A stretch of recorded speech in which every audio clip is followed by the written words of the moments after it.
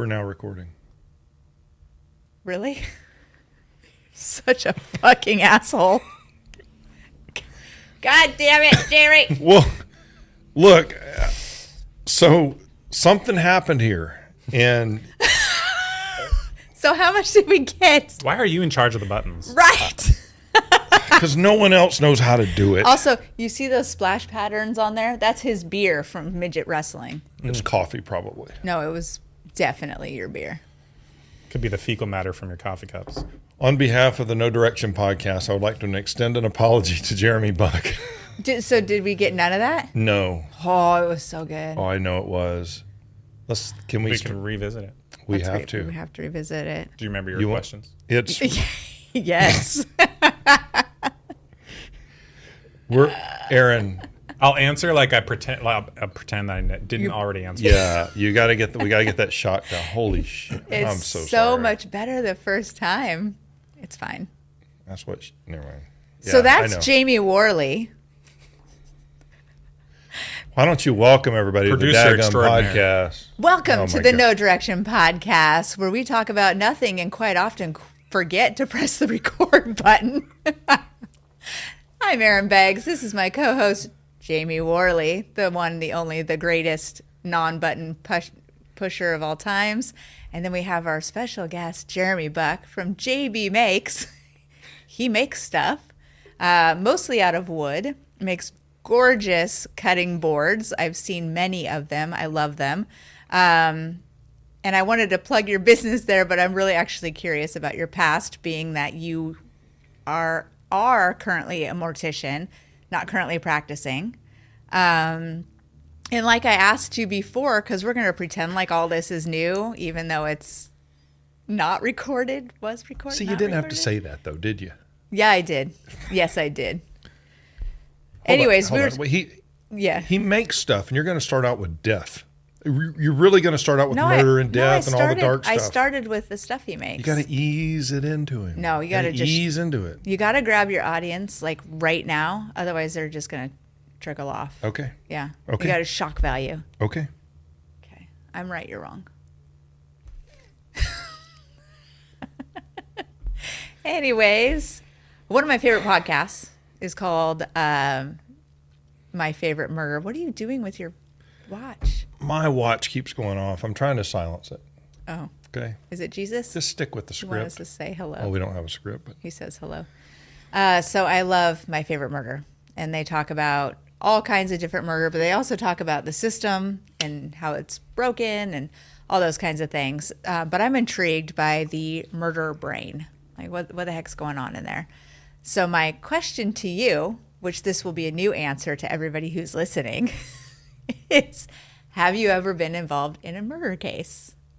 I have, yes. Yeah. Few homicides. Yeah. Mm-hmm. You want to tell us don't about ask it? him about it. He doesn't want to talk about it. What do you want to know? Their names, the manner of death. What is with you? Are sick. There are a few that come to mind, but Poor guy. I have to tread carefully because we don't have a lot of homicides in the area. Mm-hmm. It'd be easy to kind of look up details of what I would say, and then it'd be. So if we lived in Gary, Indiana, you could tell us, but since we live in Gresham, Probably. Oregon. Yeah. Okay. That's fair. Did you practice here in Gresham? Mm-hmm. Oh, okay. Where were you at? Well, in the Gresham and surrounding area. So I worked at some mortuaries in the Sandy Estacada area and then on the west side of Portland as well. And I would help out with some other local Gresham funeral homes as well when needed. Travel around, or were you located at one place for a while and then you got a job somewhere else, or how does that work? Well, the good thing is that the network of funeral homes they're pretty tight with each other for the most part. The competitiveness between businesses isn't incredibly strong. They like to help each other out when they get overwhelmed. Oh, so that's nice. It's not uncommon that a nearby funeral home will call over and say, hey, I've got a huge service coming up this weekend. You got anybody I can use to help? Or, I have more embalmings this week that I can handle on my own schedule. Do you have anybody to come over that can help do one for me? And usually people are pretty welcome to do that. And what's the difference between a mortician and a medical examiner? Because I know some of that kind of overlaps, but then there's very different pieces that you guys deal with. Two main differences is that medical examiners are physicians. They are actual doctors. All right. And I have absolutely no dealings with investigation. Oh, okay. Yeah. I mean, I've delivered bodies to the medical examiner's office quite often and picked up from there as well. So, okay. And had, brought the body out to maybe a prep room for an examiner or a private privately hired medical examiner to come and do some kind of exam. But how often are bodies examined officially? Not often. Okay. Would it be more? I mean, from a funeral home perspective, Yeah. not often. Medical examiner's office, I'm not Right. sure. They're usually pretty busy, but they've got slow times, thankfully. Would it be more? Would somebody need a medical examiner more for insurance needs than anything else, generally, or do you know? I don't know. No, those are usually when you would hire a private medical examiner. Oh, so okay. there are contracted, just private physicians that'll come out and do at the funeral home a medical examination and provide that report to the family for maybe a second opinion. But most of the time, if there's an actual exam going on, it's to determine cause of death, usually for criminal investigations. But sometimes if it's just an absolute mystery and they have to rule out a possible criminal situation. Are there certain manners of death that are required to have a medical examiner? For example, single gunshot wound to the head, is that to determine suicide or whether it was a murder? Are there certain injuries or manners of death, or at least upon first appearance, that require further investigation? Like, okay, this person died this way, therefore we must look further? Or is that a call made by the sheriff or the DA or the coroner or what? I would assume so, but Yeah. I'm not entirely sure. But I would imagine, there are certain circumstances where it's an absolute must.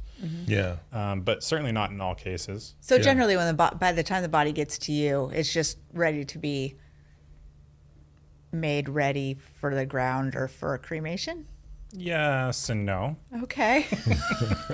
There's typically a lot of cleanup to do prior to even any preparation of care, for that matter.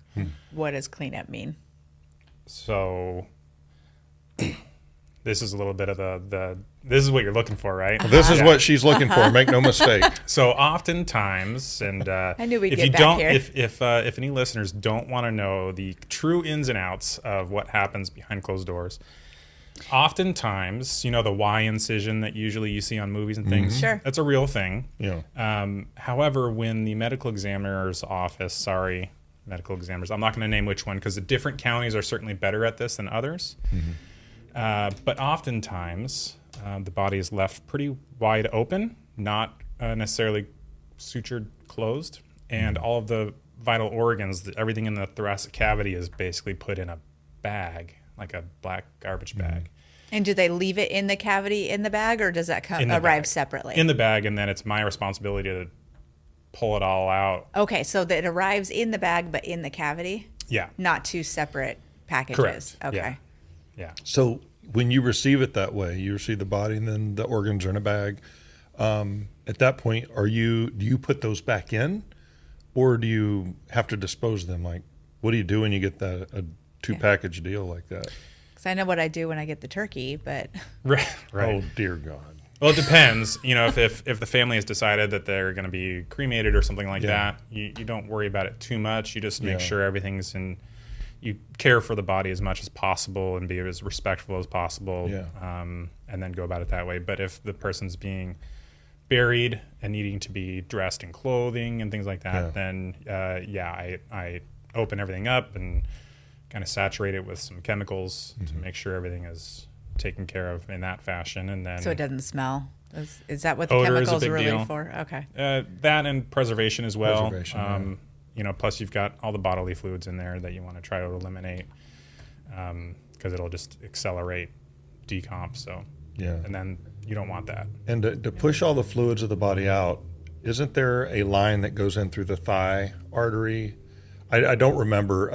I have my friends owned Cornerstone in Estacada, Barton, Estacada. Then they sold it to another friend of mine who owns it now. So I have some knowledge about, pardon me, how this stuff works. But I know your friends. oh, do you? Oh, of course, yeah. Oh, yeah. A lot of So, funeral directors. It's a small yeah, circle, Linda small Walls, circle. Linda Walls, Paula Booth. They owned it before. Now it's Elizabeth Fournier. And The she Green Reaper. She's the Green Reaper. Man, what's going on? She is a front runner in this whole green burial type deal. She is, yeah. She's really good. Pretty influential in that area. Yeah. It's nice lady. Is she like advocate for people to be buried as trees, or what does green burial mean? What does that mean? I wouldn't say that she might be an advocate for it, but she's very informed about it. And she seems to be So pretty she could educate. passionate about it. She's written a few books on it. She could and things. educate people about it. Absolutely, yeah. And what does like a green burial mean? So green burial, or sometimes used as a natural burial, is basically no chemicals, as organic and natural as possible. And usually if you're burying in a cemetery, that's pretty structured, there's usually rules about what it needs to be buried in. To prevent people from basically just putting a exposed body in the ground. And so you either have to wrap it or get an all wood, natural, or even some linen, wicker container of some sort, casket or something. What is But the idea is that eventually, or at a more rapid rate than if you were to put it in a concrete or metal container, that it would all go back into its natural form of the earth. okay? And what is why don't people want bodies to be buried without an enclosure? Is it because of the sinking of the ground? It's unsafe to walk over, or is it? What? There's that, and in the past there was a lot of fear of grave robbery. So not so much anymore, of course, but that was one of the reasons why what's called outer burial containers exist, which are oftentimes just giant concrete boxes that the casket is put into as well.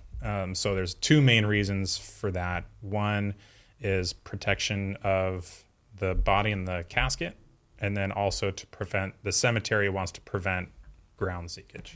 And so if you're buried inside one of those concrete outer cases and then your casket is inside, I would imagine that the deterioration of the body would take much longer, just because you're hidden from the elements. The bugs aren't getting in, the water's not getting in, air isn't circulating through and causing the rapid decay. Yeah, especially if it's a sealed. You can get it sealed with like a gasket liner to where you're getting no outer elements in. Right.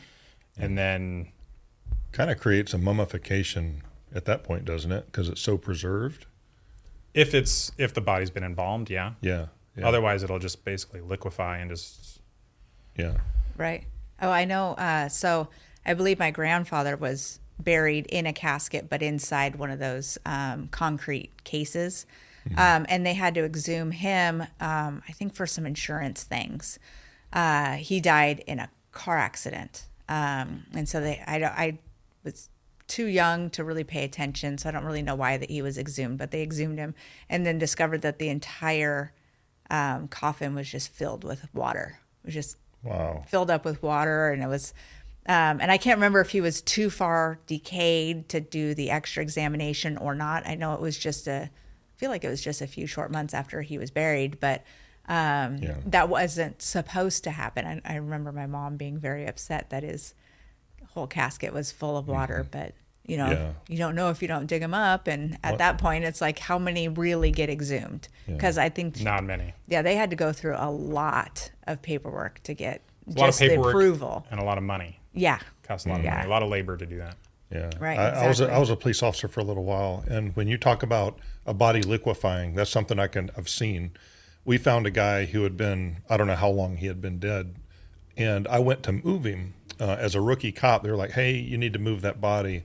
Well, they were playing a joke on me because only the coroner or whoever's going to show up for the medical examiner, I think it was the coroner, had to show up to help move the body, and they asked me to do it.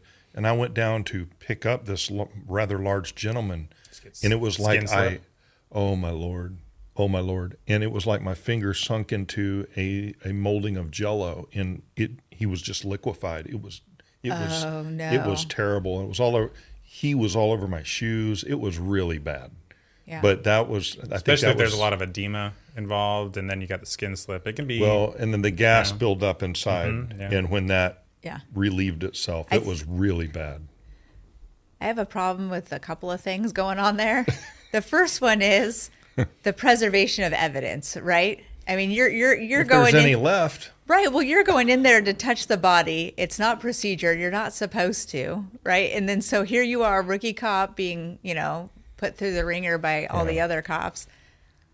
I mean, it doesn't. The handling of evidence is just breaking my brain well, right the now. evidence was that he had had a heart attack or something. It was clearly a natural death. There was no forced entry or anything like that. He had been reported missing, and his family was out of state. So they asked for a welfare check, right? So went over, looked through the window. There he was, sitting in his lazy boy. Lying in his lazy boy, what have you. And it was, Yeah. One thing about though with cops and even with IMSA fire, the work can be so traumatic that one of the ways that they cope, not all of them, but most of them, is a dark sense of humor. Absolutely. Sure. And sure. if you don't kind of laugh and snicker at the traumatic things that are happening, like they don't really know how to deal with it. That's especially men. That's most men's way of dealing with something so incredibly traumatic to visually see is just to laugh at it or make fun of it. Not because it's funny, but because their brain doesn't know how. My brain They doesn't can't know how to. process the grief No, or how do what's you, happening. We're not. It's not something you see every day, you know? I don't think It's that terrible. the joke isn't funny. I get the humor in it. I think it's hilarious. But I didn't think thinking it was funny. about murder, I'm the thinking, man was all over my shoes. which I actually think is tragically funny. But it's the whole like handling of, anyways. There's a lot of training that goes into how to move and handle a decaying body. just any dead body, just so that you're handling it with care and respect, but also so you're not messing with the integrity of the person. Sure. So that if there is any family that does want to see him, that they're in the best possible appearance. Well, my next question's super mature. What is the grossest body situation you've ever come across? So it was very early on. I actually might have even been during my internship. While I was still in college, and there was a family member who had their spouse buried in England, and England being an island, you can imagine the wet climate not doing well for the natural process if you're looking for preservation. Moist? Yes. Yes. Quite. I said that because Jamie obviously does not like that word. You know how many people that word triggers? It is so funny. I have zero problem with it. I don't. Do you have a problem with the word? Okay, yeah. No, I But can if you see say- why people are bothered by it, but it doesn't. Yeah, bother but me. if I Just the say way it's moist again, Moist. Well, you I can don't- make it worse. Yeah. you should say it. Moist. There you go. Say it again. Moist. That's creepy. And now we've offended at least four people. That's creepy. Just clean your ears out with Q-tips. You're fine. Okay, sorry. I interrupted you. Careful, though, Podcast 'cause is not for Q-tips the can be easily dangerous. triggered. It's just not. No, it can't be. It can't be. Yeah, so the person was buried over there, to the best of my knowledge, without an outer burial container. So it was just a wooden casket buried in moist climate for several years. This guy was buried over there, and Well, you were she saying lives over before here. Jamie decided to press record that it was 8 years. Yeah, somewhere around there. Oh Yeah. my God, that's a. If I remember I correctly. don't know if you know this about time, but that's kind of a lot of time for a a lot of body time. to sit there and be Had, dead. Had the body been embalmed? It appeared so. I would imagine the way it looked. But when it even came that over. only lasts so long, right? Right. Yeah. It's not permanent by any means, but and depending on the conditions, it goes quicker. But Otherwise, there'd be a bunch of jerky bodies inside the cemetery. It's just like mummified, just perfectly Jerky bodies? jerky. If they had Like all the beef jerky? chemicals all over them, yeah. Not like I'm not going to go eat the bodies. I'm just saying they're perfectly not rotting Well, with the you've chemicals. definitely etched image in my mind about beef jerky now. Thank you for that. Mike made his own jerky. It was so good. So good. But he won't let me give any of it away. I know. Jackass. Anyways, sorry. Yeah. We keep interrupting you, Jamie. It's your show. Thank you. It's my show. Anyways. Yeah. So okay. so the spouse now lives Where here, were we? right? Yes. And they wanted to I be can able to see visit. why she'd want to have him here now. So okay, she that relocated. makes sense. So Sure. exhumed the body over there, had it shipped over here, and Sounds very expensive. She wanted to very expensive, yeah. She wanted to see him, and not just see him to make sure it was him or anything like that. She wanted to visit with him, and not just for a minute, for all day, for a full week. So, did it look like him? Like, could she identify that it was him? Other than maybe he was wearing his wedding ring. I don't know. I know that I wouldn't have. I don't know what they look like before they died, but it would be hard to recognize what they looked like now by any stretch. They could have put anybody in front of her. She wouldn't have known. How could she have known that after 8 years? How could she have possibly known that the?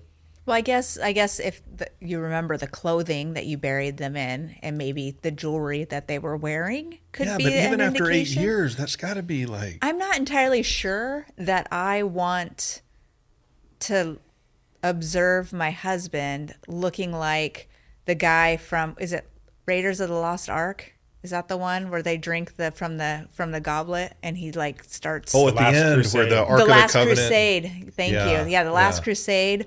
Or what's that show?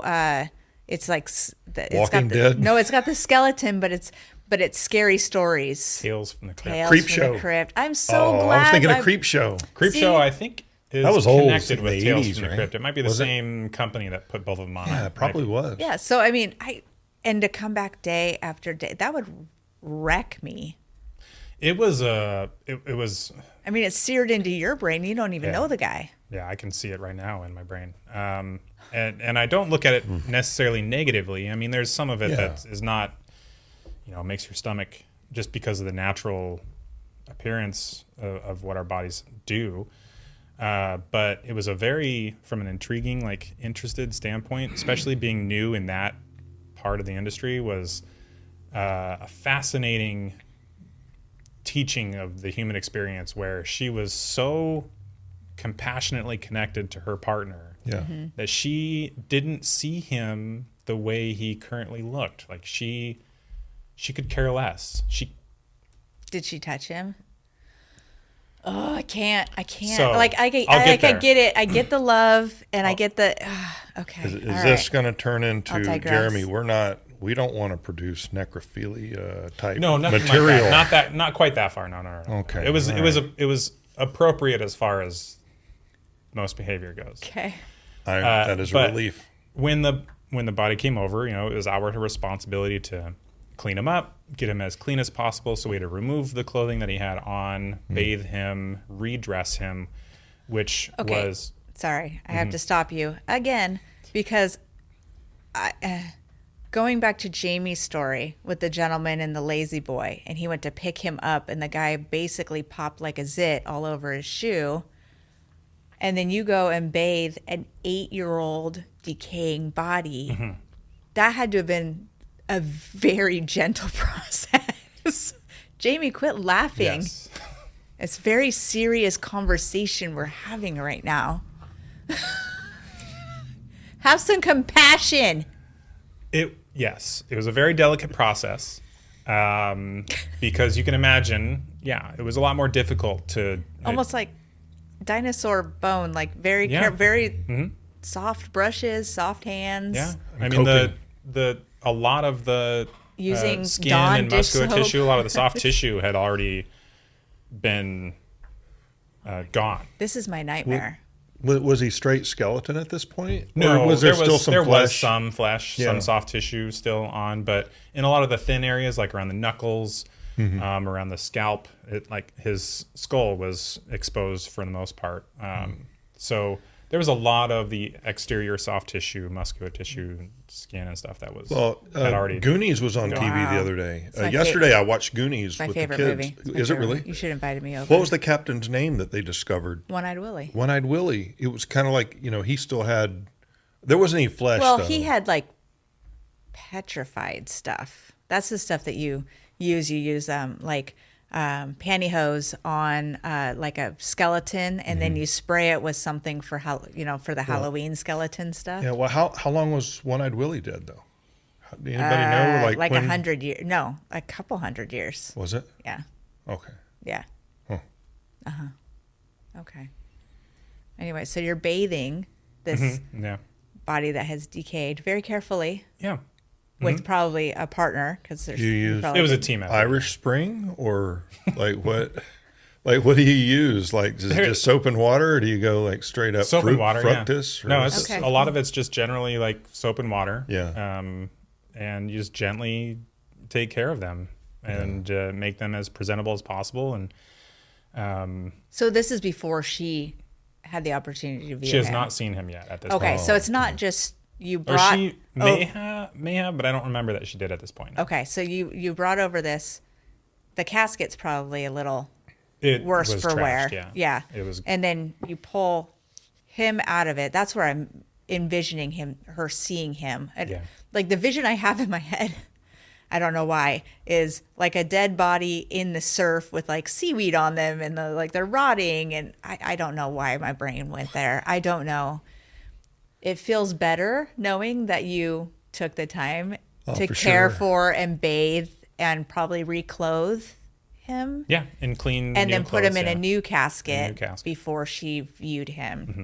That feels better to me than a moist body Yes. from England being viewed after you crack the casket open. I have another question for Jeremy.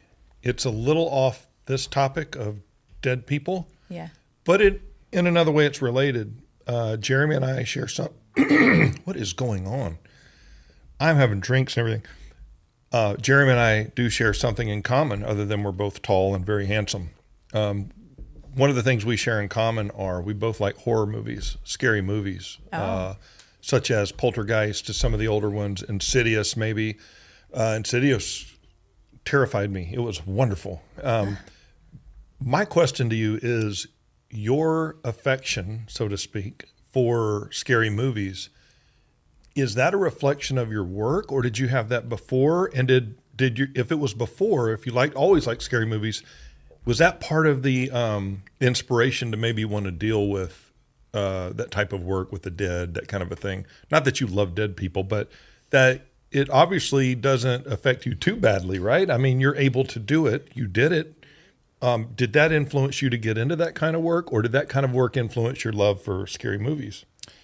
Completely unconnected. Oh, okay. I loved scary movies as a kid. Yeah, There's me something too. weird about how I enjoy that uneasy feeling in your stomach of not real fear. I don't like real fear. Yeah. But fake fear when you're watching a movie or going to Like a haunted that house. drop when you're Yes. on a Yeah, ride. it's like a safe Yes. fear almost. I like Which that. my like getting on a roller My son coaster. calls those crotch droppers, by the way. Maybe that's a later story. Oh my God. And then From now curtain- on, that's what it is. Went to took a recent trip to Disneyland, and any ride that made that dropping feeling in your stomach, my son says he feels it in his crotch, so we call them crotch droppers So now. Yeah. So the Tower next- of Terror, rest yeah, in peace. I was gonna say, well, because they still have it on the East Coast. Disney World still has Tower of Terror. Really? Yeah.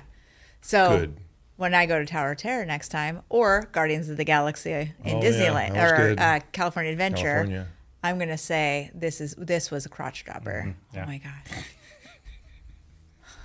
Okay. It's hilarious. So where were we? Scary movies. Bathing? Scary movies, yeah. Scary so, movie. completely yeah. unconnected. Yeah. I found out as a young person when I was watching movies that were far above my age availability, and I just really kind of enjoy that feeling of being scared a little bit. Not too much into the gore and things like that, but just this really good quality scare. Yeah. Yeah. And the ones that really sustain that uneasy feeling, like The Exorcist does, where there's not a whole lot of jump scare, but No, but it's you looming. feel It's always weird looming. The whole time you're watching, you feel off. Yeah. I kind of enjoy that. How old are you? I'm 39. Okay. So I'm 51. What was the first scary movie you really thought, this is awesome, that you can remember? Poltergeist is one of them.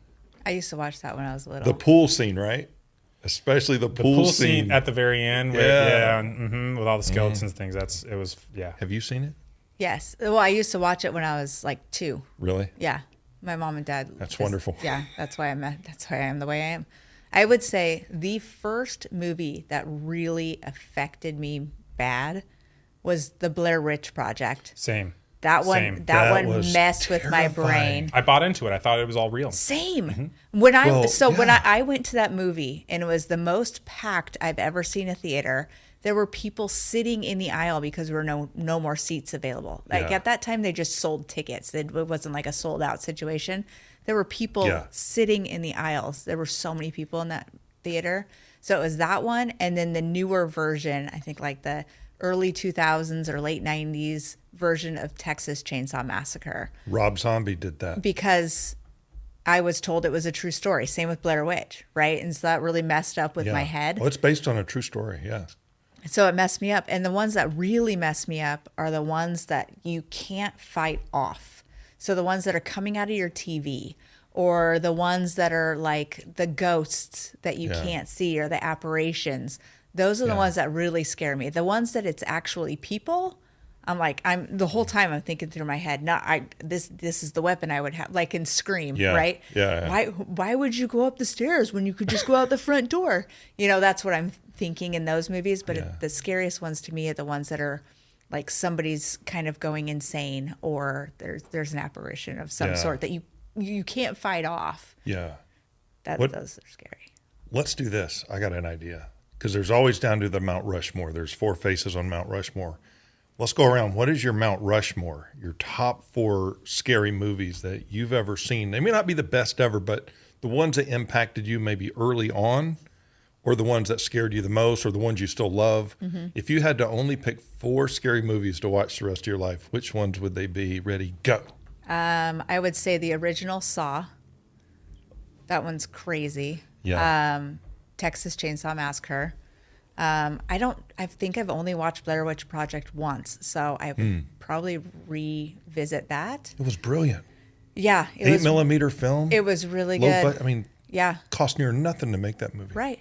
And then my last one, Scream. Every day, all day, I can watch that movie on repeat. I don't think of it really as a scary movie, though. I think of it more as a comedy. I Know What You Did Last Summer. Oh, that one's a good one. Or Final Destination. Oh, that freaked me out. Oh, yeah. So those are my 6.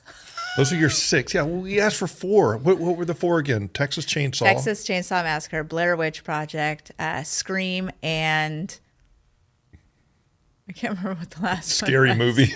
Saw. Thank you. Yeah. We'll save our guest for last. Give him a chance to think about it. What's his name? I can't remember. Anyways, it doesn't matter. Go ahead. The man on the little tricycle? No. Oh, also Shining. Jigsaw. Yeah, Jigsaw. Shining. Yeah, Jigsaw. Shining. Not scary. Not scary at all. No. Not scary, not even a little bit. In fact, I got about halfway through and I looked at my husband and I said, I don't get it. And I know it's all psychological and he's going crazy. And so, yeah, not scary. Yeah. All right. So my 4, I'm going to go with the earliest movie that I saw. One of the first movies I ever saw in the theater. It may have been the first movie. My dad took me when my mom was out of town. Friday the 13th, 3D. Oh, okay. Put the glasses on, Jason. Yeah. I heard that they were saying, kill. Die. Kill. See, I always heard So anyway, I would say Friday the 13th, number 3, and then I went backwards and watched them all. I would say the second one is probably Insidious. Insidious freaked me out. It just freaked me out. I'm going to go with you on number 3, The Blair Witch Project. That freaked me out. One reason being I had an 8mm camera and I spent a lot of time in the woods and I've seen a lot of weird stuff in the woods. Never a Bigfoot, but I've seen a lot of, don't open that up again. I've seen a lot of weird stuff in the woods, man. I ain't ever seen no Blair Witch stuff. I've seen where sacrifices were made in the woods out in Georgia. Okay. So I'd say Blair Witch is number 3. And number 4, you guys are probably going to laugh, but it's a tie. Can I do a tie? You did 6. I did 6, so The I don't tie think is there's no rules here. between the original Texas Chainsaw Massacre Okay. and The one with Matthew McConaughey? was that the very first one, the one that was made in like the 70s, 1970s? late 70s, yeah. Was he in that? Pretty sure, yeah. Wow, I don't even I didn't know that. I don't know. Well, I've never seen it, so now I kind of want to watch a bunch of scary movies. Yeah, we should do that and do a reaction podcast to it. So it's between the Texas Chainsaw Massacre, the first, the old one. I like the really old ones, are creepy to me. And I see dead people. That movie, it's not See, that one horror. didn't scare me. No, it just freaked me out. Death freaks me out a little Okay, bit. And all I'm right. comfortable with it. Yeah, But that one didn't. that freaked me out a little bit. That one didn't scare me. Honorable mention, Hostel. Hostel. Yeah. Well, we watched it Because it came out during a time when I was almost, Traveling and stuff? Well, almost at the age where I would go out going and backpacking. Yeah, exactly. In Me Europe too. Me would have too. been an option, right? So I Same. think it came out when I was like 17 or 18. Yeah. And I watched that and I was like, oh, nope, not staying at a hostel. Never will do that. I didn't even want to go to a hotel. Yeah. I didn't want to go to a motel. Well- See the hostel that they were in, it was interior access to your room. Yeah. And that's supposed to be safer than like a motel exterior, right? Yeah. You're not safe in a hotel or a motel after watching that movie. You're like, oh my God, this could happen to me. It could happen to anybody. I mean, think about how they got taken and. The more I listen to like the My Favorite Murder podcast, they have people that write in and tell them these crazy stories. And I don't know if you saw the TikTok video, it was a couple years ago, where this girl, she saw something funky around her medicine cabinet in her bathroom in her apartment. She took the medicine cabinet off the wall, and there was a space between the wall and the next wall. And it's supposed to be so they can get in there and do electrical work. Oh, but dear Lord. then there was a hole where the medicine cabinet went into the next apartment, and that was unoccupied. And it turns out that somebody was watching her. No. Yeah, and that is not That's real? uncommon in apartment complexes, especially older ones. Yeah.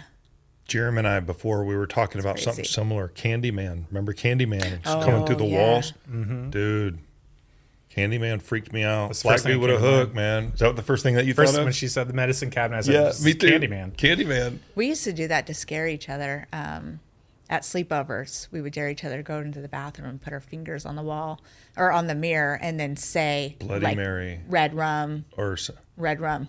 It was rum. murder. Red rum. Bloody Mary was another one. Candyman. We would say Candyman. Mm-mm. Yeah. I tried Beetlejuice. Doesn't work. Yeah. Well, you're not afraid of Beetlejuice? No. Me neither. That guy's too goofy. Michael Keaton fan, though. Best Batman ever. When does Shout out to Michael Keaton. When does the new Beetlejuice come out? There's a They're new one coming remaking it with who? No, Who's gonna they're be not Beetlejuice? remaking it. It's like them now. So Michael Keaton's going to be in it, and so is what is Lydia's name? Oh, Starts with a G. Why can't I think Yeah. of it? Jean. No. Lydia's the you're thinking Gina Davis. Right. Yeah, no, I'm thinking Lydia, the goth girl. yeah, the goth girl. What the heck is her name? I'll look it up. She's in Stranger Things. Yeah, she is in Stranger Things. Is she really? Yes. What does She's she the do in mom. Stranger Things? She's the mom. That's Winona Ryder. Yes, Yeah. thank you. Is it Winona really? Ryder. Yeah. So they're both going to be in it. But I don't know when it's supposed to come out. I don't know if it got put on hold because of the writer's strike or what happened to it. I love Stranger Things, by the way. Same. Those Matter of kids fact, are really great my actors. daughter, my 16-year-old daughter and I named my vehicle EL for okay. 11. Yeah, we love 11. Yeah. She's my favorite. I like her. She likes Robin and what's his name that run around together? Steve. Steve, yeah. But anyway, we've got to get to your Yeah, what are yours? Mount Rushmore of horror movies. So Poltergeist, definitely. Oh, yeah. Exorcist is probably my favorite, the original one. Oh man, yeah. Blair Witch Project, because I totally bought into it. Because the the whole crew on that did such a good job of doing the whole backstory. Those early times on the internet when you couldn't research things too thoroughly, and they created backstories for all these college students and that were in the movie. Yeah. Very scary. And then my fourth one, I just had it in my mind, and then it went out. But that's because Jamie talks too much. Maybe.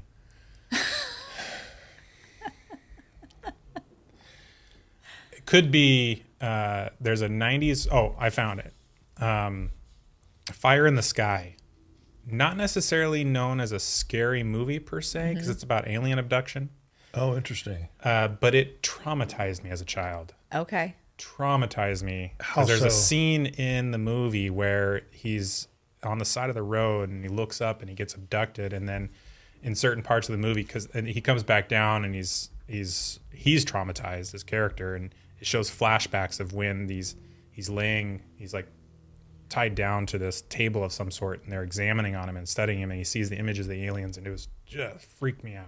What is that movie called again? Fire in the Sky. Fire in the Sky. All right, and that was Might have from been the 90s? late 80s, early 90s, Okay. something like that. All right. I think they recently redid it. I haven't seen the remake, but We're going to have to look that up. I heard that new movie with, was it Ethan Hawke? I can't remember who also played in it. End of the World or something Yeah, like that. I heard that Julia one's Roberts, I think, is in it. crazy. As far as like real world, you have zero control over it. Scary. I haven't seen it yet. Oh, Yeah. So yeah. you're cleaning this body. Yes. Circle back, sure. We had to put a pin Did in we- it. We bracketed it. Did we really? We put a pin we in really it. quit in the middle of that? Yeah. I let us off track. Yeah. He's still telling a story. It's fine. We All forgive right. you. So Jeremy gives the deceased a bath, and that's where we're at. Yeah. Yeah, Oh, and then all we reclothed him and put him out to be viewed. And keep in mind, it's impossible to re-embalm this body at this point. The conditions are just too bad. Unless we wanted to just pour salt all over the body, it was impossible to preserve it at this point. Is that a thing though? Salt all over the body? Yeah, actually, that the can be- origins of embalming go back to ancient Egyptians. Oh, wow. So mummification is the first embalming that we're aware of as far as human history goes. And then they soak the cloth in something, right? Then wrap the body, or do you know how that? Alcohol, arsenic, things like that. yeah. Interesting. Okay. All right, I'll be quiet. But salt or natron is To dry it out so Yeah. it doesn't rot. I mean, water is one of the biggest enemies to rot. it is, right? Sure. yeah, Water and fat, moisture. moisture. Yeah. Not good for preservation. No. So there were a lot of parameters we had to put in place as far as like air conditioning, because temperature is a big deal as well. Especially since she wanted it for 5 days. Right. No, did she originally ask for 5 days? So it was 5. It might have been more than 5 days, but it was Right. right around a full Well, week. I guess what my question is did she ask for 10 and you all were like, we need to do 5 because at that point it's not sanitary anymore. We got to get him back in the ground, or because 5 seems just like a very weird random number. We have so many questions, don't we? Yeah. I mean, this is what- very curious to me. What was the clothing and who picked it out? Like, Ooh, I was had it that like Weekend at question, too. Bernie's? Like, I would want to be on a Weekend at Bernie's type thing. I'd want a Hawaiian shirt or some flip flops or whatnot. Sunglasses. Just saying. Yeah, absolutely. I mean, who picked out his clothes? Get a sun lamp? and did she pick out the clothes and She brought did, yeah. them? She brought them in, yeah. Oh wow. Okay. Were they Okay. designer or were they just like off the rack Kohl's stuff? was Probably a- they're probably his clothes. I don't know if they were his. Okay. They could have been. Okay. They looked pretty new. Oh. But it was a nice suit, a gray. Oh, a suit. It Okay. was grayish and almost like an olive color as well, because he had a matching hat, which Okay. I think we recommended due to the exposure of his scalp. Boy, So- this Yeah, is that- etched into your mind. It You, is. remember, That you was- remembers I the can color see of the him suit right and now. everything. And the moment I'm about to tell you about is what's most etched into my mind. And for obvious reasons, but also, like I said, I'm always very curious about the human condition and how we deal with things and act and just all that. So he's there and she comes in, and one of the first things she does, and keep in mind, his face, like his nose is gone. You know, the tip of his nose, all the cartilage, gone. Yeah. Eyes, for the most part, exposed. Eyebrows, everywhere where it's really thin is gone. very skull bone exposed, including no lips. And she leans down and gives him a good smooch. I was afraid of that. I had a feeling you were going there, and I don't know if you ever put the camera on my face, but I was terrified, and then it went there. Mm-hmm. Okay. And at first, it's jarring, like, oh my gosh. But when I thought about it after that, but it is. Love is blind. It's beautiful, but also it's gross. You can say it. I don't feel like gross is the right word for it. I mean, yes, it is gross, but it's like, yeah, I don't have a word for it. That's a first. Yes. Yes, you're absolutely right. Well, you have rendered me speechless, Jeremy. There should be some kind of an award here. Jeremy, I want to award you this. You can take this home with you and never bring it back. That would be outstanding. Oh, he looks like you. Hey, Cute yeah. twins. Look, he even did it. There is a little resemblance. That's there. a great. That should be a gift. Minus the hair. We should make a gif out of that. He's bobbing in here. We'll put her little friend That could back. be my thumbnail. Yeah. See, that's why I keep his base on there. Yeah.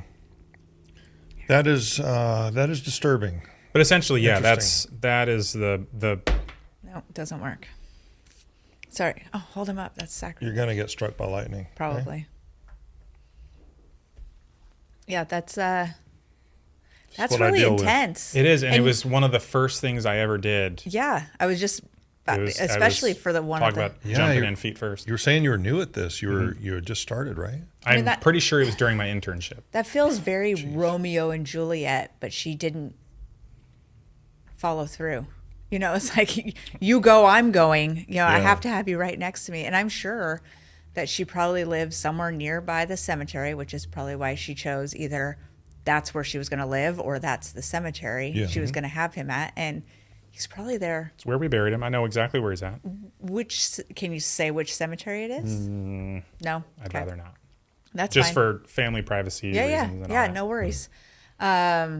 It's death is a very curious thing, and people say, just like when you're in a dangerous situation, oh, these are the things I would do, and then you start listing them off. If somebody was attacking me, or if I had somebody in my family die, these are the things I would do. We find that with being a parent too. A lot of non-parents like to say, oh, why do you do that? This is what I would do. But unless you're in the situation, you don't really know. And I say, I would not want to see my husband that way. And I feel like that's true, because I don't even know if I told this story or not. Was it pre-record or is it after you press record? But my grandpa, he died in an auto accident. No, you didn't tell the story. Okay. So he died in an auto accident when I was about 18, and he went through the windshield. So there's a lot of damage. Yeah, But they decided still to have a viewing. And so the person did their best to make him look as good as possible, but it almost looked clown-like to me, which is disturbing, and that's not who he was. And so for me, I disassociated, because that's clearly not the grandfather I know. So I don't actually remember what he looked like at the viewing. I remember what he looked like when he was alive and well. Like, did your brain block it out, or did you block it out? Well, a little bit of both, maybe? I feel like they're both the same thing. No? Well, I don't know. How is it different? Like, I unconsciously block trauma out. I know that I've had in the past. Yeah. I just block it out. Absolutely. And I don't even I know it happened, but I have to really go back, like the stuff I went through. Mm-hmm. I have to go back into the old file cabinet to pull out the feelings, like, because I'm very emotional. So when I remember things and trauma of the past, and I remember those things, emotions are attached to everything, and that's good or bad or ugly. Right. But that's how it is with me. But my brain has blocked out a lot of trauma of things that I've experienced or seen. And so I didn't try to block it out. It's just a defense mechanism. So I was just curious as to whether you said to yourself, I'm blocking this out, or your brain just said, I can't handle this. It's not how I remember it. 'Cause I we think do it a lot was- of things unconsciously we don't realize. Absolutely. I think it was more my brain decided Yeah. to do that because I don't think at the time I was definitely not the person I am today. I was an 18-year-old kid. So I think it was most definitely my brain said, that doesn't need to be stored Yeah. anywhere. If I really think about it, I could probably recall it, but I Yeah. don't remember it that way. I don't necessarily believe that we should have had a viewing. But his kids felt like my mom and her sisters and her brother felt like they needed that, and that's fine. But I wish somebody would have given me more of a warning. And then when my uncle passed away, they had a viewing for him, and I stayed at the back of the room. That was my safe distance. You didn't want to chance it. No, I was comfortable. I'm here. Don't make me go up. And I feel like that's something you should honor in people at, a funeral or in a hospital, those kinds of things, is come as close as you want to your comfort level. If you need to sit in the back, if you need to be in the lobby, like whatever that makes sense to you, because it's all very personal. You don't really know how you're going to react when you get there. But I do remember my grandmother's funeral, and I was only like 8 at the time, and she had an open casket, and I went up and viewed, and It was fine. it was fine. Yeah. Yeah, I think maybe it's hit and miss depending on the condition of the body. Right. I've seen, as a former pastor of 15 years, I've officiated many more funerals than weddings, actually. I actually enjoy them better just because everybody in the room, and that's my next question for Jeremy, everybody in the room gets a mortality check. When someone you know and love has passed away, all of a sudden you're keenly aware of your mortality that, wow, one day I'm going to be in a casket or in an urn or whatnot. And so everybody comes to the same, for the most part, the same realization that, oh my gosh, I'm not going to live forever. Like, I'm going to die. He died. Right. She died. I'm going to die at some point. And so I guess my question for you, Jeremy, is because of that work that you've done in the past, are you, this may be a stupid question, but I'm going to ask it anyway. Are you more keenly aware of how fragile life is and your mortality as you were before you did that line of work? And is that a curse or a blessing to you? Yes, I am. Having encountered and physically handled, probably a few thousand dead bodies. Wow. Heard several thousand stories, and I haven't seen it all because you're always finding yourself encountering something you've never seen or experienced before. But it starting doing that gave me a completely different perspective on life. Absolutely, more of what you would consider to be a blessing than a curse. Using those words, but more of an appreciation of life. And then it definitely changed even more so after I had a child. Oh yeah. Because then you see it even differently. More precious life is, and what you do with it, and the things you do, and people you experience it with. I get since having kids, there's more fear that comes over me when I go on things like roller coasters versus before. There's like this sense of, if something happens to me, what the heck is going to happen to them, right? And it's not about what happens to you, right? No. It's the effect it will have on exactly. them. Oh, 100%. Yeah. So the woman in your story, how old was she? What was her age? It's hard to tell. I don't remember her as well as I remember him. Right. But I would guess in her 60s. So fairly young. Yeah, as far as mortality goes, yeah. losing a spouse and having them be gone for so long. Mm-hmm. Wow. See, I imagined her being like 80. Same. Did you too? Yeah. Because it's like, and I don't mean this disrespectfully, but anybody younger than like 75, 80, I would think, man, who in their right mind would do that? Like kiss a skeleton, Yeah. But On the other hand, we also understand that it really is blind, and not always in a bad way. Yeah. And that clearly when she looked at him, she did not see she looked past what she saw physically. Right. And she saw the spirit of who he was and who she believes he still is, maybe. And And she apparently responded still there. and she responded accordingly. Yeah. Yeah. Did I think she? it's beautiful. As gross as it is, it's just as beautiful, because beauty's in the Right. eye of the beholder, and what she saw versus what we see is clearly different, obviously. And it's also very clear that Jamie and I are very interested in the psychology. Like, where was her mind at? When she's doing this, and so you said she got to view him for 5 days or so from your memory. When she came in, was it like she got there when they opened and left when they closed? And was she touching him? Was she reading to him? Like, kind of what was the? Did she just sit there in silence? Did she pray? Like, what was she doing? A lot of the times she was in there privately with the doors closed. Oh, okay.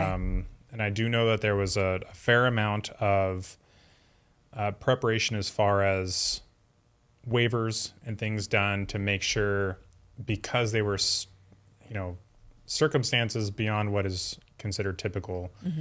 There's a lot of paperwork involved to make sure that the funeral home wouldn't be in a liable situation if she were to have a negative reaction when she saw him and be scarred, and then a potential lawsuit and something go wrong, or if say worst case scenario, she made physical contact with him and a body part fall off just because of the condition of his body, and that mentally traumatized her.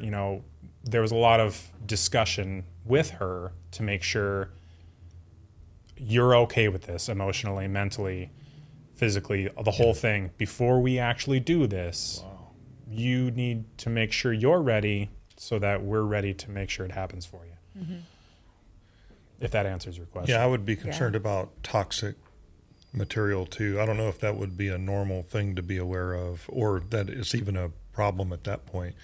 Because I know that when human bodies deteriorate, there are some toxic things. At least that's my understanding.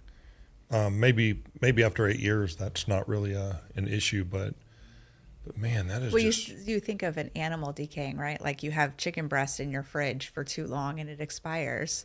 Or even just having chicken breast on your hands and cooking and then having to wash your hands so you don't get sick. I mean, I would assume it would be the same sort of situation with a body, whether it's salmonella or E. coli or listeria or any of these other not bloodborne pathogens, the bacteria that can live on meat, on flesh.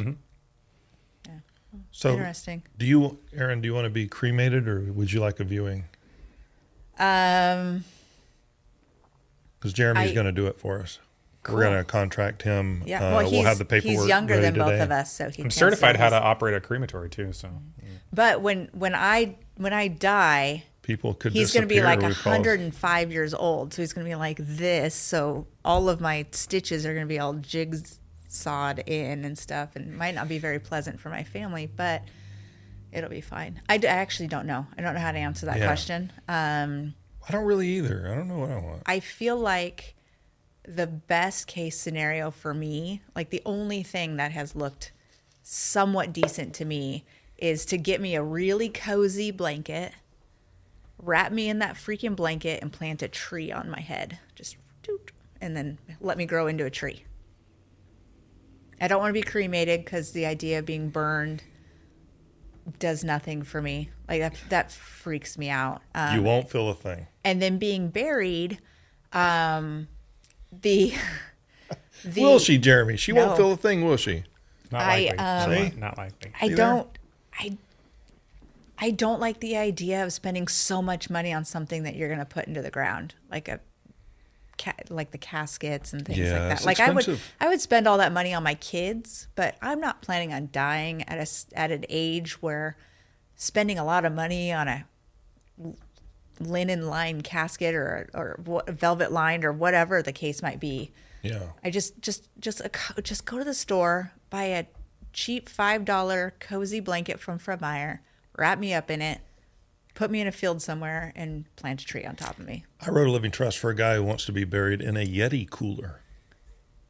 No, that's too expensive. I'd rather buy a coffin. I told Elizabeth Fournier down at Cornerstone, I said what I would like is I would like a basketball. You want to take an incision. I would like my ashes inside the basketball on a little platform, and the kids can put it up on the mantle. And Dad was there in the basketball. And so I think I think that's a great idea. She says it's never been done. Okay. That's a good way to think outside the box. Absolutely. Who else do you know that's Outside buried in the a urn. basketball? What's that? Outside the urn. There you go. Thinking Yeah. outside the urn. I mean, I've I got see what he did I there. have 2 dogs that are on shelves in my house that we cremated. Taxidermy? No, cremated. That's disgusting. Taxidermy would be nice because you can still pet them. But I don't know what to do with that. Like, do you pass it on to your kids? I feel like we should just go somewhere and bury the boxes. I think the boxes Yeah. have seeds in them, so you could Where actually would we bury. put Erin? Where would we put Erin? Right here in this little Sasquatch. Just throw me in the ocean. I Yeah. won't care. I don't know. You know, I've often thought that if my entire family were gone, Mm-hmm. and this is why I don't have to worry about my body honoring my kids and stuff. If we're all gone, I would like Elizabeth Fournier, if you're watching. I know she is. She likes us. She's glued to this. Trust me. She needs something I would listen like to while have, she's working. when she does work on me, I want my eyes wide open like this, and I want to be smiling, showing my teeth. And I want to be in a Hawaiian shirt, Yeah. shorts, flip-flops, my wedding ring. And I think no one would ever forget my memorial service if that were the case. Can we do But it? if I have family, my parents and everybody, let's do it a little bit. Can we little bit can we better. do a crank that every time somebody walks by your casket, okay? I blink. They crank it one time. Jeremy, just one time. Jeremy can arrange this. And then one random done it. person will crank it that one time, and you'll pop up like a Jack in the Box. So everybody gets one crank on their way Wow. by. That is brilliant, Yeah. actually. Yeah. I could see Jeremy sitting to the side with a lever and wait till Till the people 5-year-old I have goes by. chosen by list. They can only come view me one at a time and privately. Those are my wishes. And when they do, Jeremy will pull a lever and I'll sit up boom, boom, and turn my head like that. Now talking about a horror movie. Jeremy, you can get down with that, right? You know, I've always said I kind of took the mentality from someone else who was in the industry Make who it taught me fun. a lot of things. Is if it's not illegal, it's not immoral, and not generally in bad taste, why the heck not? Yeah. Yeah, and morals differ, right? It depends on who you are. They're subjective for the most part, unless you're me. But I went to a funeral once for a kid. I believe he was. gosh. No, it's a beautiful story. So I believe he was older than my son. I think he was 16 when he passed away. He was riding his bike, middle of the night, got hit by a car.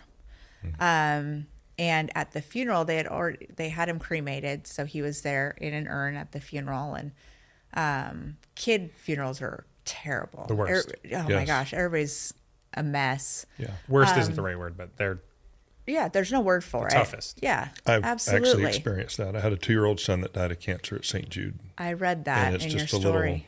It's not good. No. It's bad. It is. It's tough. It is. At this funeral, what I really liked, it was at Bateman Carroll, and the woman that put on the service, that spoke and did the service, she was very relatable, especially to the kids that were there, and she was upbeat but in a respectful way, and somber, but like she was a good combination of all of the things you needed to be in the moment. But one thing they did is this kid's favorite color is purple. And so they got a bunch of these purple stones. I can't remember what that stone is called. Yeah. Anyways, they got a bunch of these purple stones and they handed them out. They had like 30 of them or something. And they handed them out to people and said, since he was taken so early, one thing he didn't get to do is, travel the world. So as you travel the world, take this stone with you. And if you find a really great place that you think he would like, leave the stone. That's a great idea. Leave a piece. Yeah, it was beautiful. My son, unfortunately, wasn't one that received a stone, but I happen to have one at home. Wow. So I gave him it, and I was like, here, take this. And he knew immediately what it was for and what he was going to do with it. Yeah. So I don't know if he's dropped it off somewhere yet or if he still has kept it. But I thought that was, what a beautiful way to kind of just say goodbye in your own way, somewhere in the world where it was just you and this stone that represents him. It was great. When it comes to funerals and celebrations of life, the psychology behind all of it is not for the person who's passed, it's for the closure of those who are experiencing the loss, right? And so those types of things are things that you remember, activities you'll remember that associates you with the person, because over time we do forget about people. Maybe not completely, but we're like, oh, I remember that guy. Well, if there's an action attached to your grief towards a certain person and you drop a stone, you literally never forget about dropping a stone, and therefore you never forget about the person. Right. Because one of the biggest fears of family members, especially with parents who have children who die, is that no one's going to remember my loss of my child or my husband or my wife the way I do. Mm-hmm. And it's not really sick, but it's a little bit selfish that I want you to remember my loss and remember my pain. I want you to feel pain with me, or else I will feel alone. And so sometimes these are ways of making sure everybody else feels a little bit of my pain so that we can share the load together. And that's the unselfish part. We're supposed to share the load together. On the other hand, it takes sacrifice on your parts to also carry some of my pain, so that I don't have to carry it all. Just knowing you're carrying some of it, even though it's so heavy to me, even knowing that you're carrying some of it is a relief to those who need the closure and healing. Right. It's really a community effort, but those activities help the person who's closest that's grieving to know that you too are grieving. Mm-hmm. It's important so that we don't feel alone. Yeah. And that whole idea we're all sharing the load a little bit. Yeah. Jeremy, how do you want to go? Buried, cremated, dumped into the ocean? For the longest time, I was kind of saying, whatever my family or whoever's taking care of those decisions, whatever makes them feel the most comfortable and the happiest with, I'm okay with, because I have no preference. I have no necessarily like a belief in the afterlife or anything like that. So what happens with what's remaining of me after that is not of my concern. Then I realize that's a little selfish to leave all of that responsibility and decision making and the stress on that on someone else who might have it in their mind, even no matter how many times I might say it that I don't care, they still might be thinking I want to do what he wanted to do and I don't know, which is why I got into helping people plan ahead of time so much in the later years of my mortuary experience. Sure. To make sure that what people wanted was put on paper and sometimes even prepaid for, set up ahead of time. So that's what I do for a living. Done. Mm-hmm. That's what I do for a living, so that the kids don't have to argue about, well, unplug dad. No, keep dad alive. And now you got a fracture in the family, including with burial. Does dad want to be cremated, or does he want to have a celebration of life or a funeral? Well, there is a difference, actually. What would he want? I don't know, but I want this. Well, I want that. If you can make those decisions ahead of time, you squish all the arguing. They may not like what you've decided for yourself and for them, but hey, at least it keeps them from arguing. Right. That's what I did just about full time for the last 3-4 years of my time doing it. Was the whole planning almost part? Exclusively the planning part. Wow. So I would get to meet with someone who's making either their own plans or plans for somebody else, getting it all hashed out and put on paper, and then sometimes paid for ahead of time, so that it's just all taken care of. Because I saw the difference, the emotional response and the stress of not knowing what to do, especially in unexpected deaths, right, versus having everything known. The emotional response, night and day. Mm-hmm. And I realized once I kind of saw that and connected to it, I thought that's what I want to make happen. I always say that I always want to make the best possible worst day of people's lives. Yeah. And if I can prepare people for that, it makes it an even better worst day of their life. Yeah. Yeah. Sure. It's not If as that heavy makes as sense. it's not as heavy as it Yeah. could be. You know, speaking of making plans for all these people, helping them navigate through things. You do a different kind of making now, don't you? Don't you make stuff now? I do. Like, I make stuff. what exactly I make a does lot of Jeremy make? That was a great transition, Wasn't it? Well, Jamie. well, you know what? He really set me up. He said the word make like 8 times in the last 45 seconds. Okay. So I'm just running with it. Jeremy, Almost. what do you make? I make stuff. I do a fair. I wish I did a little bit more. I wish I had a little more time to do it, but I do some woodworking. I'm working on some plastic repurposing as well, but I like to take, raw materials, make them into something purposeful, and just making stuff, using your hands and taking something, creating something useful out of it is a lot of fun to me. I think I saw a how do you say it? Charcuterie Charcuterie. board, trickery board, charcuterie board. Yeah. Something like Charcuterie that. board. Yeah. What is it called? It's a charcuterie board. I do Say not it. believe you at all. Jeremy, what is it called? Charcuterie board, but Thank you. when it's past midnight, it's a charcuterie board. Charcuterie board. Depending on what's served on it. Right. Exactly. Well, right now it's technically past midnight, yes? It's always past midnight. Right. It's 5 o'clock Same. somewhere. It's always past midnight Break somewhere. it open. There's always a yesterday. There's always that's true, man. There's always a tomorrow as well. Not necessarily. Yeah, it's we like don't know it's that. tomorrow in China, right? It's Yeah, already but- tomorrow. That's what I'm saying. Yeah, but It's- we're not living it. But eventually, when you get what it's called, the meridian, Are we though? It's no longer. There's no longer a But are tomorrow. we?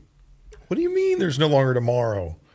He's saying Come on. the whole episode's been about death. Have you not caught on to that yet? Jeez.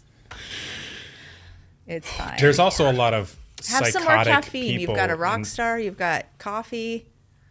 Did I just call you out? Sorry, Joe. Don't listen to this. He doesn't drink Rockstar. I promise. You can't prove it. Let's let our guests talk. Erin, you're hogging the microphone. I just like to be the center of attention. Yeah. Well, and I've seen your stuff. As I said at the beginning of the episode, it's beautiful. I've seen it. I've good. seen your cutting boards, which are really cool, both with and without the meat gutter, the blood gutter thing that you've got going on. Which we have a really cool cutting board that I might give to you and ask you to put It's called a juice groove. a blood most gutter commonly, into but a blood it. gutter works What well. do they call it when you're doing the embalming? What do they? It's the same type of thing, right? Yeah, yeah. I mean, it's the There's same type of Do thing. they call it you a lay juice the body groove in there. embalming? They is- don't. But Then that- is it blood gutter? No. more appropriately a blood gutter? Okay. Yeah, All right. in that circumstance. Because How do you we dispose of cut all up that the extra juice? the juicy, mostly pork when it's super juicy, and it just starts flowing off. And I'm like, dang it, we need a blood gutter. Don't look at me like that. Yeah. So, Charcuterie. Charcuterie, what else do you make, Jeremy?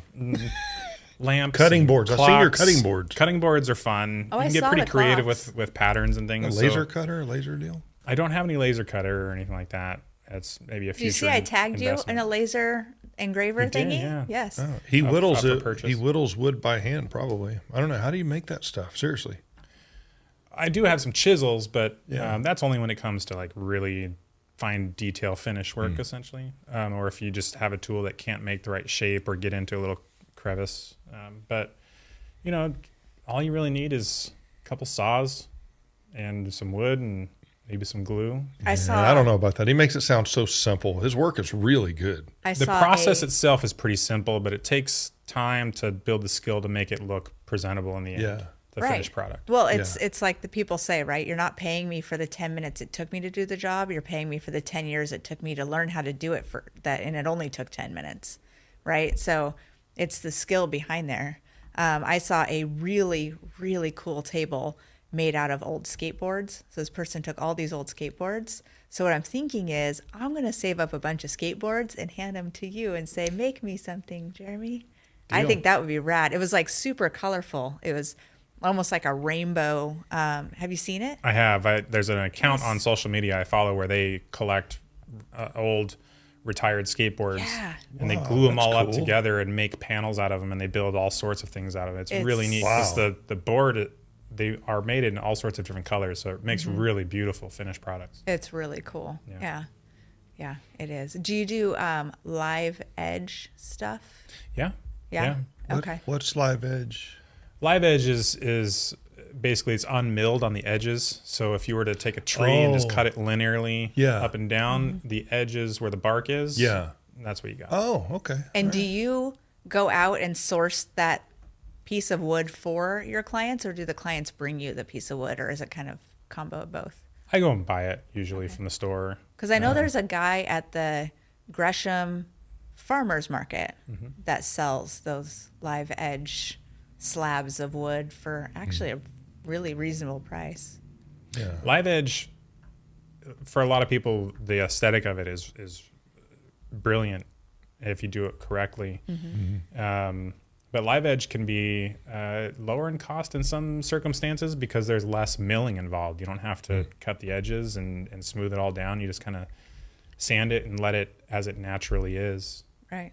That's Can, very cool. can people buy your stuff online? Do you take online orders, or do you just basically do local here? Like if some of our viewers said, hey, and they checked out your website and says, we want some of these or whatever, if you have a website, do you do that, or is this more just hobbyist, kind of just local? Mostly hobby, yeah. It's a passion project. It's not Yeah. an income maker by any means. Gotcha. Whatever money I do make out of it, I just reinvest into more materials and to improve my tools at this point. But yeah, if I don't have a website or anything. But if Yeah. anybody wanted to buy something, they could find me on social media. My Instagram probably is the easiest Yeah. way to reach me. Just Okay. JB_makes things. Can we put that in the show notes below? Sure, absolutely. We can do that, Remind right? me to do that Can't we do because that? I will forget.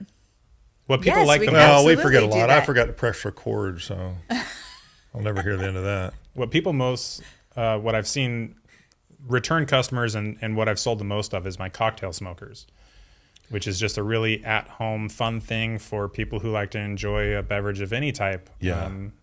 Just kind of an at-home product that you can give a little smoky flavor to anything that you're drinking or eating. Can you explain that to our viewers? Because he did this at Chamber. Were you at the Chamber where he laid it out? We were at the arts, the Center for the Arts big The theater. room, and was it the theater? Yep. And he lined it up, man. And I'll tell you what. That So I was haven't good. seen that display, but I did see So him good. at the SDF Collective's Halloween party doing Mm-hmm. it. I saw Oh. a video of him at the My Father's House wine gala that they Uncorked, have. yeah. Uncorked, thank you. And then I won one of them. What? So I have one at home. So you have And to Mike bring it next time. Mike loves using them. You know, he likes the smoky flavor in his Yeah. whiskey. So yeah, he really likes it. Yeah. I'd like an old fashioned that way. Yeah, absolutely. With like just the twist of the orange peel in there. And Yeah. Can you tell everybody what that is? What we're talking about, that smoky thing that you do?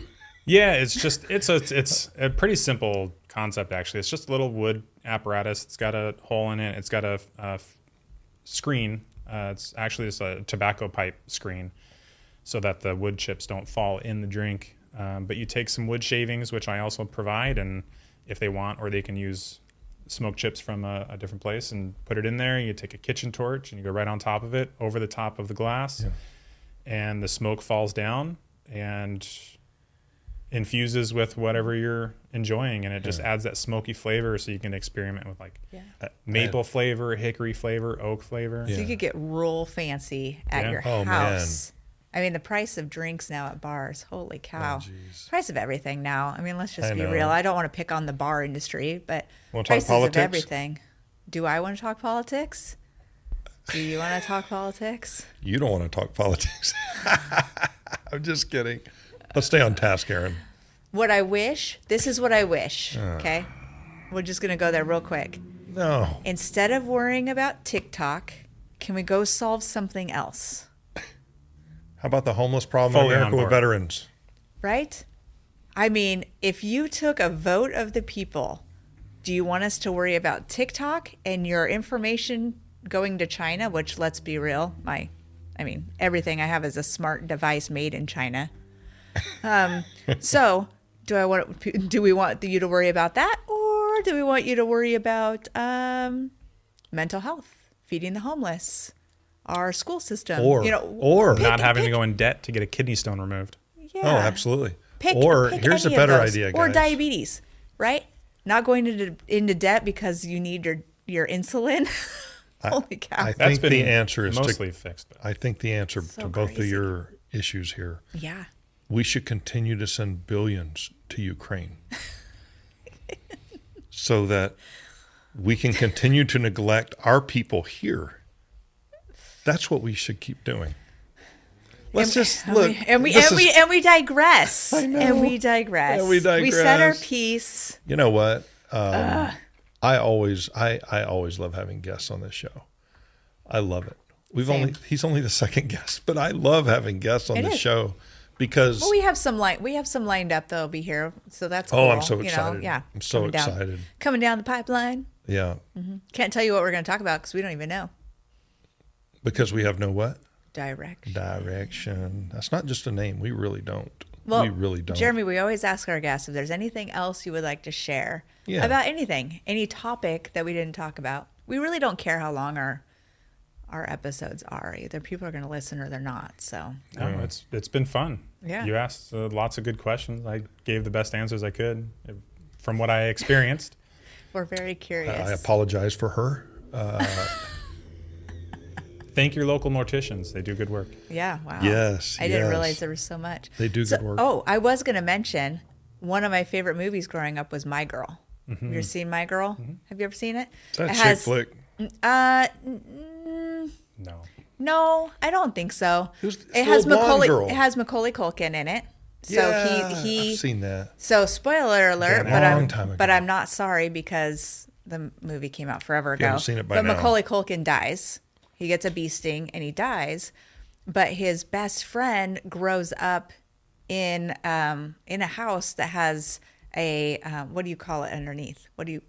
It's a prep room. Yeah. It's like a prep room. At-home So- mortuary. Yeah. An at-home so they have funerals and things there. At So she's home mortuary? well, so it's a a lot of funeral it yourself? home that they live in. Yeah. So they live there. So okay. so Which is all incredibly common, by the way. Is it really? Yeah. There's Yes. living quarters in a lot of funeral homes in the United States of America, at least I can speak for. They're on call 24/7. Is that probably why? Or they just like to go downstairs and do their work as opposed to travel? Well, there's just- a few different reasons for it. Historically, Yeah. people wanted the person to be in a comfortable environment, so there was often in like the living room, ironically named, was usually a space where the person would be was laid good. out for That was viewing good. or anything like that. Yeah. But oftentimes, yes, Yeah. as when I was sometimes on call every other day for Yeah. 24 hours, I would have to Jeez. take my phone in the bathroom when I took a shower in case it rang and someone died and a family needed me to go at 2 a.m. or something like that. yeah, And- because you can't not answer your phone in Right. those situations, right? Yeah. So a lot of and then there's also apprentices. There's an apprenticeship program in just about every state that I can think of. So a lot of times instead of paying an apprentice, because funeral homes, they may charge a decent amount of money sometimes, but it's not a money-making machine by any means.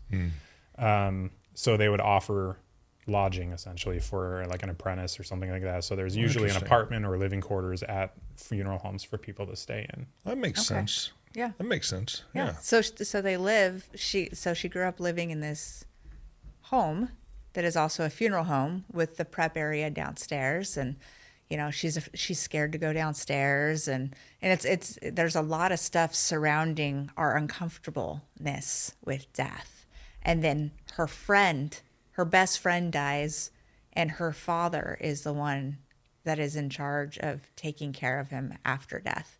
Played by Dan Aykroyd, if I remember Yes. correctly. Yeah, absolutely. In a not funny role. Yeah, a not funny, very serious role, and yeah, so just how she deals with that, and it just it hits you hard. That's a movie I did not like. My Girl 2. That movie was, I don't even know if you watched it. I don't think I It was so dumb. My Girl, though, definitely My Girl. recommended reading for any It was a book. morticians. Or sorry, watching. Watching. Okay. Watching. All right. I mean, I usually watch books anyways. So, yeah. So, anyways, it was very cool. Highly recommend that you watch it. So I solved the riddle that we had earlier. Candyman, the actor's name is William Bloodworth. No way. You got it. You can't write this stuff. He was Candyman, right? Yeah, he was yeah. also the mortician on Final Destination. Yes. And he's Final been Destination in a lot 2 of things. and Final Destination 5. Yeah, he's been didn't in see a lot of 5. things. Look at the other things he's been in. He's been in some. Look at this guy. Yeah. Dude, look at this guy. I don't know if people can't see him. It's an iconic face, for It sure. is. Yeah. Yeah. That he's- is, I mean, no offense, sir, but that's not a guy you want to see in a dark alley. No.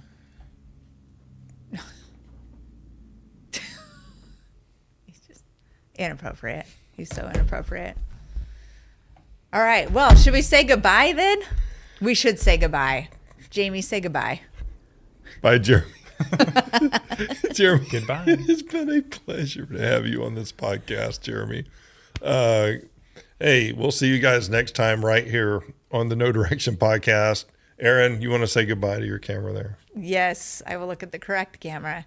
Goodbye. Don't forget to like, follow, all the things, and share with your friends, because the more people who like, follow, listen, give us 5 stars, the wider audience we get, and we can share all this nonsense with everybody. And thank you again to Jeremy for being here. We really appreciate your time. Thanks for having me on. It was a blast. Great. We're out. Bye. Bye.